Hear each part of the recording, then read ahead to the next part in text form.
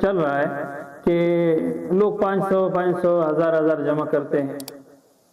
20 آدمی ہے، 30 ہے، 100 ہے، مختلف تعداد میں یہ پیسے جمع کرتے ہیں، اور اس میں پھر قرآن اندازی ہوتی ہے۔ قرآن اندازی میں کسی کے نام پہ موبائل نکل آتا ہے، کسی کے نام پہ عمرے کا ٹکٹ ہے وغیرہ وغیرہ، کسی کے لیے موٹر سائیکل ہے۔ تو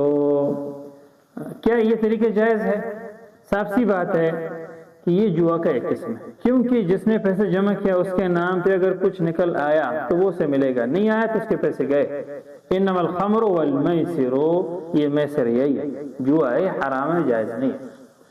اور اسی طرح ایک بندے کا نام نکل آیا قرآن اندازی میں، اسی جوا میسر میں قرآن اندازی کی گئی اور اس کا نام نکل آیا عمرہ کے لیے، تو ابھی کیا یہ عمرہ کے لیے جا سکتا ہے؟ گویا کہ حرام مال کی ذریعہ وہ عمرہ کرنے جا رہا ہے، حرام مال کے ذریعے وہ حج کرنے جا رہا ہے، کیا یہ درست ہے یا نہیں ہے؟ صاف سی بات ہے، حرام مال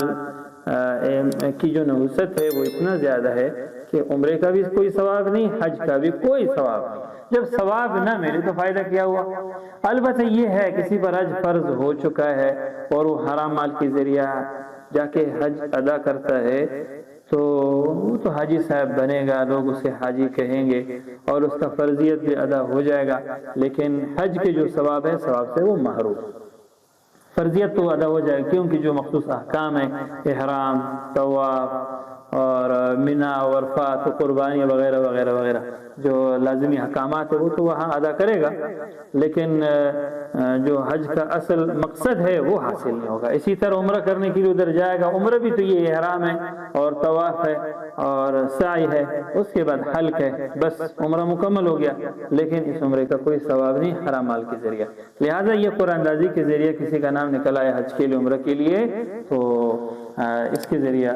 حج عمرہ کرنا جائز نہیں ہے۔ بعض لوگ پھر یہ سمجھتے ہیں کیونکہ یہ حج کے پیسے ہیں یا عمرہ کے پیسے ہیں، اگر ہم چھوڑ دیں گے تو جو لوگ قرآن اندازی کروا رہے ہیں یہ پیسے اس کے پاس جائیں گے، لہٰذا یہ پیسہ ہم ان سے لے کر غریبوں کو دے دیں گے، تو یہ بھی ٹھیک نہیں ہے، اس لیے کہ حرام مال ہے، حرام مال میں تصرف جائز نہیں ہے۔ آپ اس سے لیں گے، اپنے قبضہ میں کریں گے تو یہ تو نحوست تو آ گیا، یہ حرمت اس میں آ گئی، ابھی آگے آپ کسی غریب کو دیں گے، کسی کو بھی دیں گے تو یہ جائز نہیں ہے، بلکہ حرام مال میں صدقے کی نیت کرنا، ثواب کی نیت کرنا کفر ہے۔ حرام مال کو ختم کرنے کا طریقہ یہ ہے، اگر کسی کے پاس حرام مال کہیں سے بھی آ جائے اور مالک معلوم نہیں ہے تو گردن چھڑانے کی خاطر صرف یہ کر سکتا ہے کہ بلا نیت ثواب یہ غربا مساکین کو دے دے، اس میں ثواب کی کوئی نیت کرنا جائز نہیں ہوتا بلکہ کفر کا خطرہ ہے۔ اس لیے قرآن اندازی میں کسی کا نام عمرہ کے لیے نکلے تو یہ قرآن اندازی سے بھی توبہ کرے اور عمرہ بھی ان پیسوں سے نہ کرے، اللہ تعالیٰ سے توفیق مانگے حلال مال کے ذریعے عمرہ کرنے کے لیے، اللہ تعالیٰ اس کے اسباب برابر کرے۔